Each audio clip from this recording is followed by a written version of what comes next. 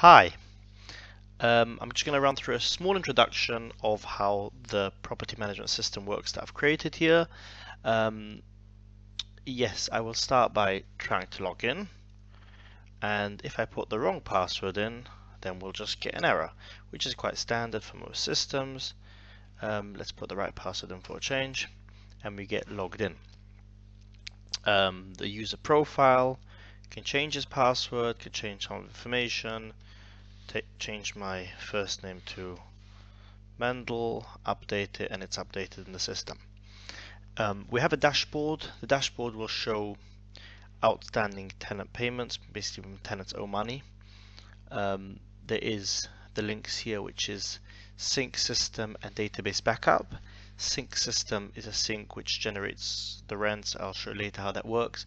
And backup just makes a backup of the database. So now we've created a backup. So if I open up Sublime Text and we go to backups, there'll be a backup, that one there, which is just created right now. Then here will be any notifications, like if tenancy's closed or something, but it's not really using it much. It only uses for the moment when tenancies are closed, and that's that. We will start by creating a company, so when we get contacted, the management agency, we get contacted to create by somebody that owns properties and says please start managing them for me, we'll start off by creating a company and we'll call it Company 1. They might have an address. I'm just going to fill in rubbish data here to save time. And then if the legal address and the correspondence address is the same, we can just press that button.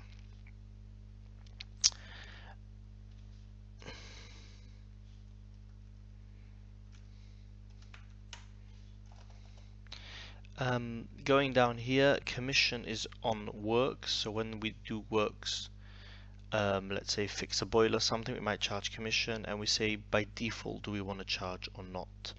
So if it's yes or no, the tick button for charging commission will automatically be ticked if we say yes. This is just to let us know how much the company agrees us to spend without permission, but it doesn't actually do anything, it just lets you know the amount. This is when the company has the end of year, how often they would like to receive the money, and their bank information. So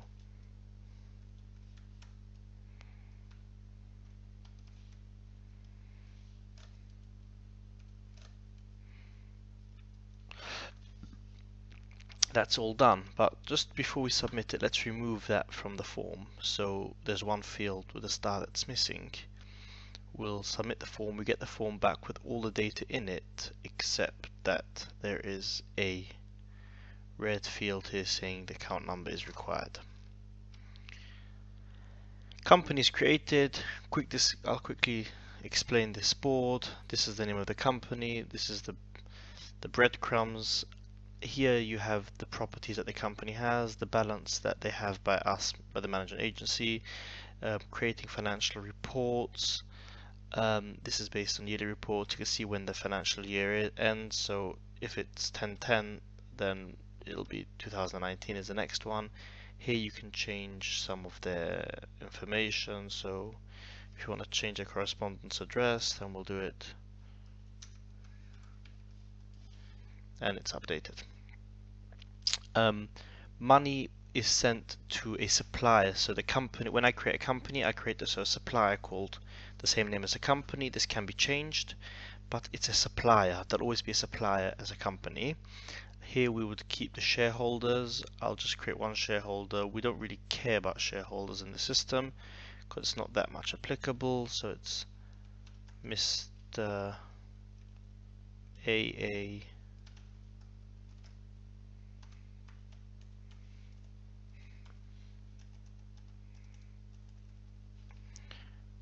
and create. There's not much to it except that when we go to the company now, and the one we just created is called Company 1, I can say there's a shareholder.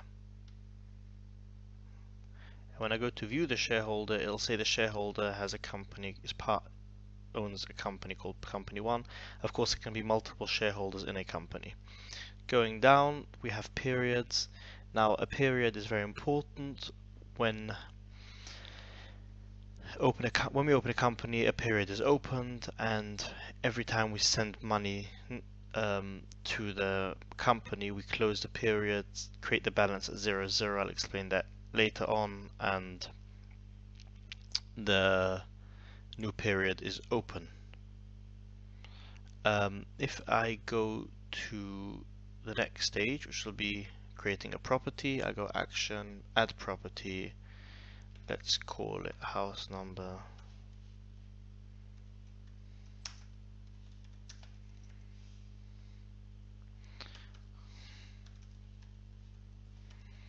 And the company is company 1. So now we've created this new property in company 1, and you can see it belongs to company 1. This is the information, if there's any active jobs for this company, and if there are any expenses for this company.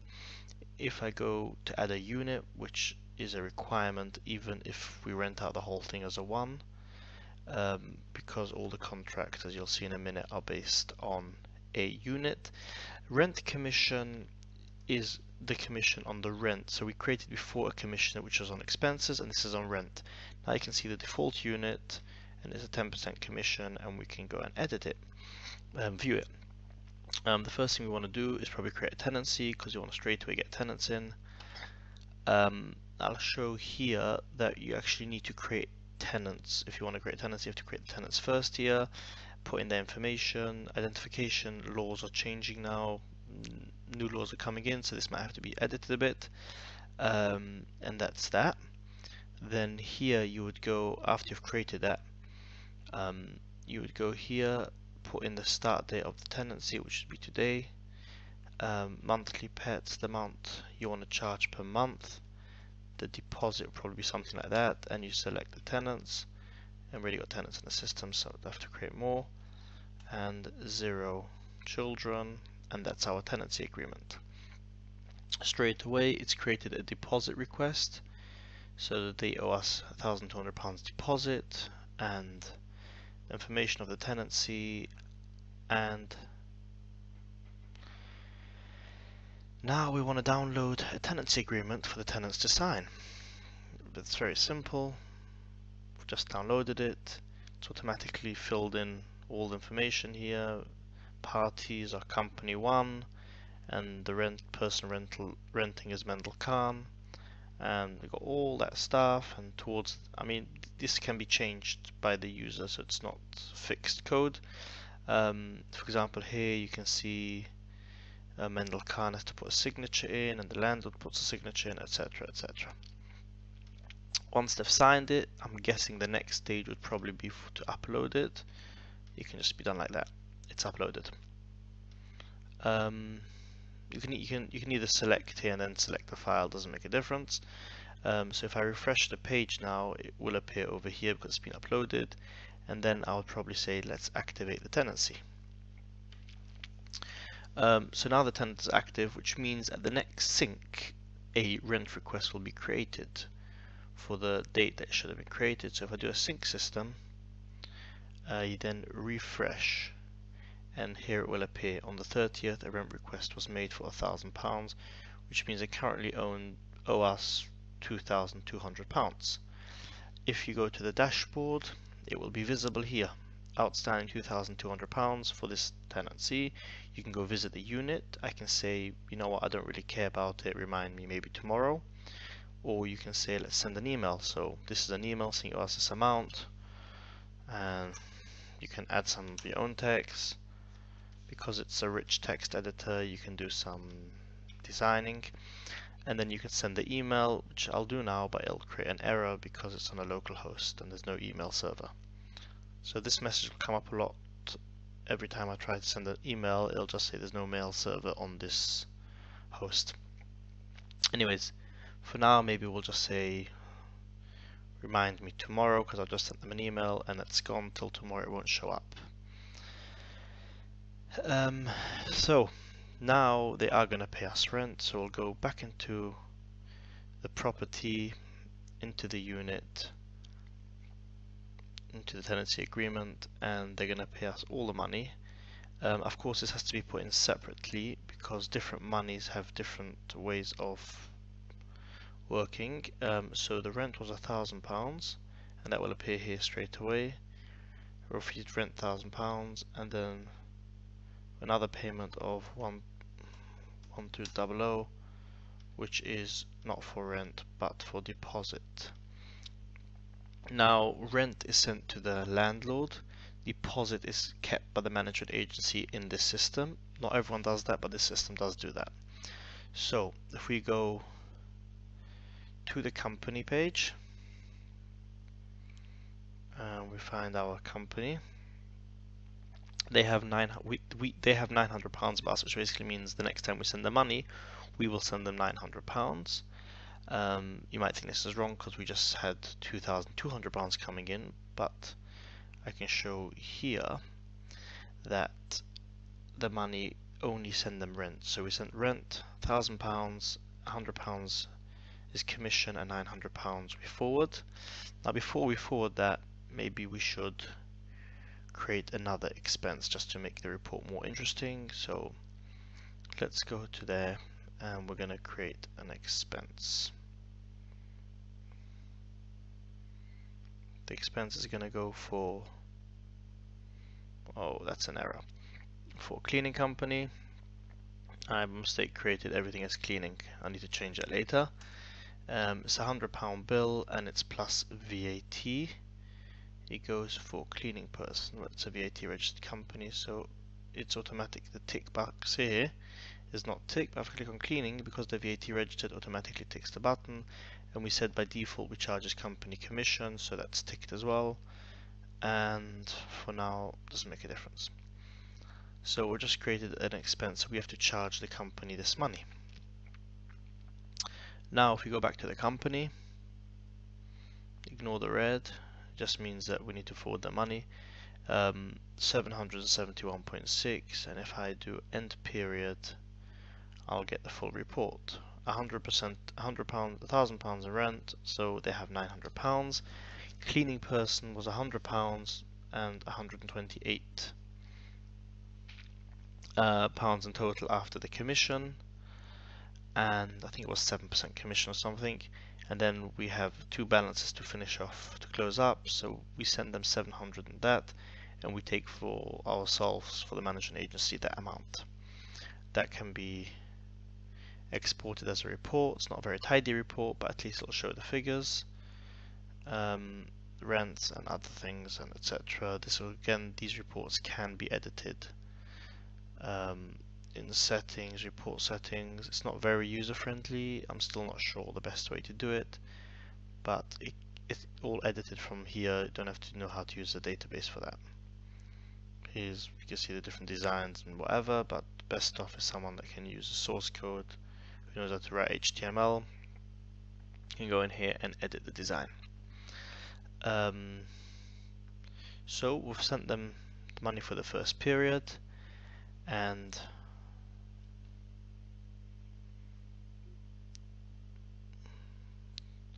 the new period opened up with a balance of 0, 0. Just show a few more things about the system. You have suppliers, you have accounting, tenant. Oh, important to know is expenses. So there's expense categories, which I actually have wrong because for some reason everything has gone into cleaning, which I need to fix soon. But you have as well the expenses itself. So here will appear all the expenses. You can see cleaning person that we have, we paid them £100, 200 has to go to the management agency that called online for you here, and to the company has to go 700 and that. So these are the numbers. If you can just mark it as deleted if you've sent it. Otherwise, you do an export, and it does a CSV export, which would be uploaded to the bank. This will be changed based on every client, how their bank performs. At the moment, it's just a standard CSV, and we got some information here.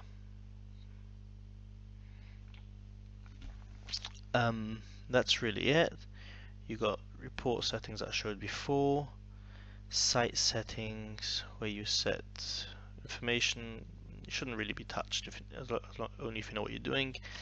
This 100 days is if you don't set a time when you need to pay them, automatically the default will be 100 days. So when we had the cleaning, it said on it, and then if you realize that you need to pay on a certain date, you can create new users. That is not set up at the moment. It's there, it just hasn't been synced with the system. And that's more or less what I want to show. I'll try and do one more report, but I don't know if it's set up. So we go to company, financial report, and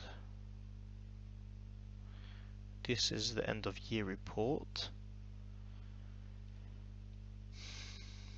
And there's only one because we just finished one, and then we do get report. This report, again, it needs to be edited. This can be managed by the company. Company name, company number, there isn't, legal address, correspondence address, money that was spent on cleaning, which is £100, money which was sent to the management, a manager sent to the company, and that's that. Of course, if it's long, it continues with page numbers and everything, and this sort of report would be sent to the owner of the company maybe once a year or whenever they need it, and then they can give this report to their accountant to file reports.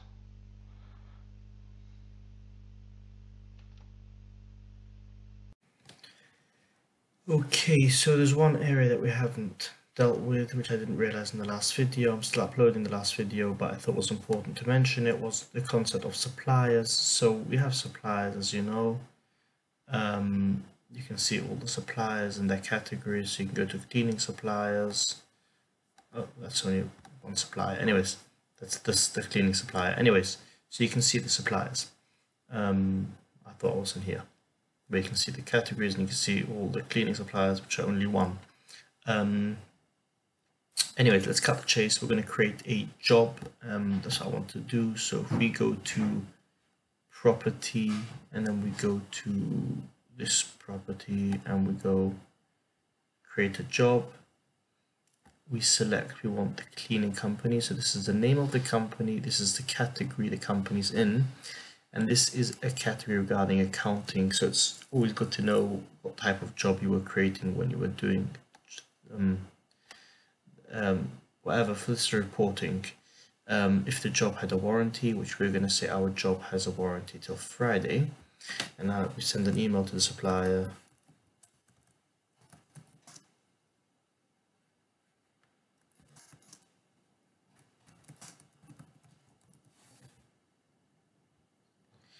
And if you want to upload an image file for this job, and then we can actually test it, haven't it?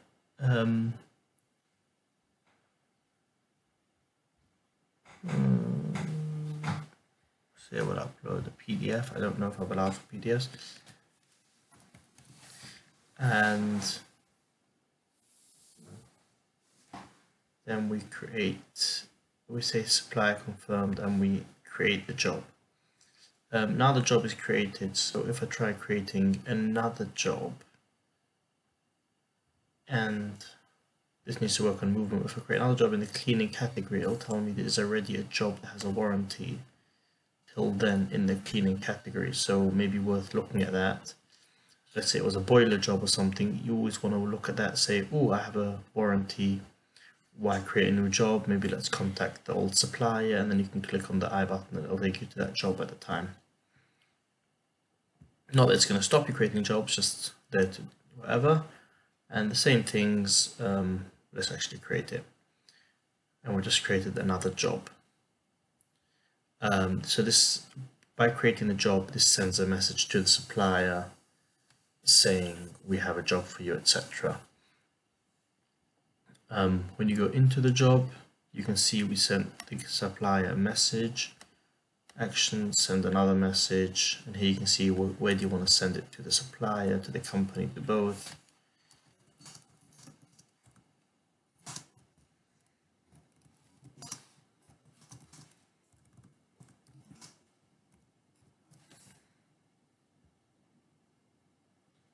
and you can see the trail.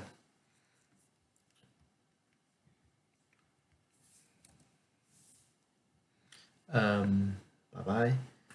Anyways, then you can go and create an expense for the job. So you can see it's cleaning. You got that in already, the company. You got in charge commission for that, and if you move that and it's a VAT company, which none of them are, it automatically ticks the VAT button, and that is that. The other thing which is here to see is that if you go back to the property and you go expenses from here, because they're not finished, because they're not finished, the jobs are not showing up here, but when the jobs are done, they appear here, that they're waiting to be invoiced as unpaid jobs. That's that. I'm just really waiting for the emails to come through, but my email is being a bit slow. Whilst we're waiting for that, I'll just show how the expense accounting works. So we have many different categories for a standard accountant we're looking for. You can always speak to your accountant, and the accountant will say you need to add another one, and you add another one here. Then when you go to supplier, when you go to expense, sorry, you go to expense categories. That's what I spoke about before, reporting. So we have cleaning, management. You might have another one for something else, which would be maybe like roofing, and then you would put that into repairs. Now suddenly you have a new category called roofing, and it's part of repairs. And when Okay, so before we created a job, I checked up, and the reason the job email didn't come through was because the email address was wrong on the supply. I just made up an email address. So here I changed it, and we did get an email through, and the email contains the attachment, which is actually just the image. It says hi, name is blank because the supplier doesn't have a name. Would have the supplier's name. We have a job that needs doing, the address, and this is the notes that I write in when I create the job. It displays over here. Anyways, that's all.